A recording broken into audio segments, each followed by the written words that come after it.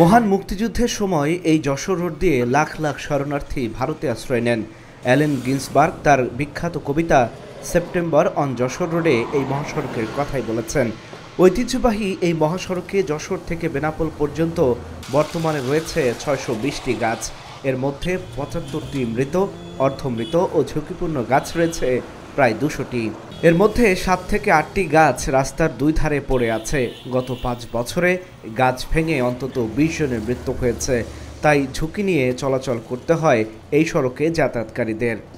যাওয়া আসা করতে আমাকে সব দেখাতে এমন ভয় হয় যে কখন পড়বে এই জন্য এই রোডে গাছগুলো সব মেরে ফেলতে উচিত। আমরা এখানে স্ট্যান্ডে থাকি, ঝড় বাতাস হলে আমরা এখানে একটা গাড়ি রাখতে পারি না, ভয়তে কখন ভেঙে পড়বে ডালপালা। আমরা বউ বাচ্চার জন্য দুটো পয়সা কামাই করার জন্য এখানে আসি, এই মরা গাছ কাটার জন্য শুধু অসুবিধা। যদি সরকার এটি একটু খেয়াল করতো তাহলে গাছ কাটা যদি মেরে নিত তাহলে আমরা অতিরিক্ত রিক্সের উপরে থাকি।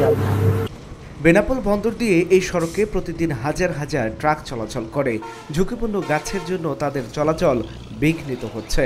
একই সঙ্গে অর্থনৈতিক কর্মকাণ্ডও বাধাগ্রস্ত হচ্ছে। সড়ক পুনর্নির্মাণ করার সময় অনেক গাছের শেকড় কাটা পড়ে, যার ফলে একটু বাতাসেই গাছগুলি উপড়ে পড়ে প্রাণহানি ও হতাহতের ঘটনা ঘটে।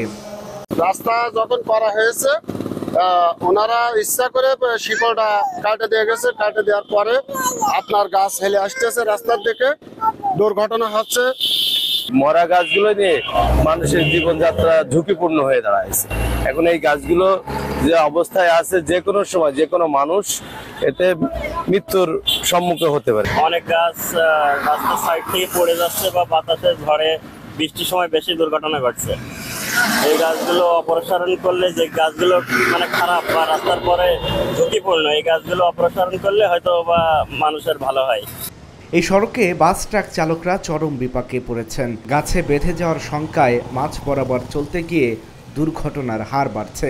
আবার নিজস্ব লেনে চলতে গেলে গাছের ডালের সঙ্গে লেগে বিপত্তি ঘটছে। গাছের দিকে দৃষ্টি থাকায় বড় গাড়ির সাথে মোটরসাইকেল ও ধীরগতির বাহনের সঙ্গেও দুর্ঘটনা ঘটছে। গাছগুলো দীর্ঘদিন অনেক বয়স হয়ে গেছে, এই রাস্তার সাইড থেকে হেলে পড়েছে, রোডের দিকে হেলে পড়েছে। আর হেলে পড়ার কারণে বড় বড় ছোড়াও মেরে গেছে গাছে। আর এই গাছে বেশি অ্যাক্সিডেন্ট হয়। গাছে কোনো টেম্পার নেই, কিছু নেই, যে কোনো মুহূর্তে গাছ ঝড়ে উঠে যাচ্ছে, দুর্ঘটনা ঘটছে, ঘরের ভিতরে পড়ছে। আপনার এই অবস্থায় পথযাত্রী যারা আছে এরাও আহত নিহত আছে।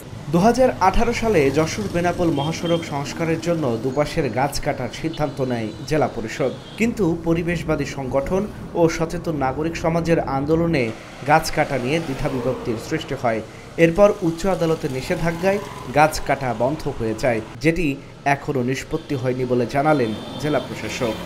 কিছু কিছু ক্ষেত্রে কোনো গাছ মারা গেছে, আবার রাস্তা সম্প্রসারণ করার ক্ষেত্রে কিছু গাছ হয়তো হেলে গেছে, পড়ে গেছে। যেগুলো ঝুঁকিপূর্ণ গাছ, যেগুলো আমাদের জীবন এবং মালের ক্ষতির কারণ হতে পারে, সেগুলো তো আমাদের আইনগতভাবে অপসারণের একটা সুযোগ রয়েছে এবং সেক্ষেত্রে আমাদের জেলা পরিষদ এটার দায়িত্ব পালন করে থাকে। আর যে গাছগুলো জীবিত আছে, যেহেতু আমাদের এই অঞ্চলের একটা ঐতিহ্যের অংশ, সেগুলো এবং বেশিরভাগ মানুষ এই অঞ্চলে চায় যে তারা গাছগুলো রেখেই রাস্তার সম্প্রসারণ বা কাজগুলো হোক, উন্নয়নমূলক কাজগুলো হোক।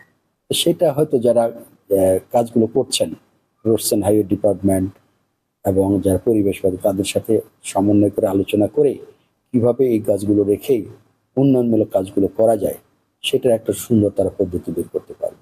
ঐতিহাসিক এই সড়কটি নিরাপদ ও জনবান্ধব করতে সংশ্লিষ্ট কর্তৃপক্ষ জনগণের মতামতকে প্রাধান্য দেবে, এমনটাই প্রত্যাশা জনসাধারণের। Dhaka journal news desk.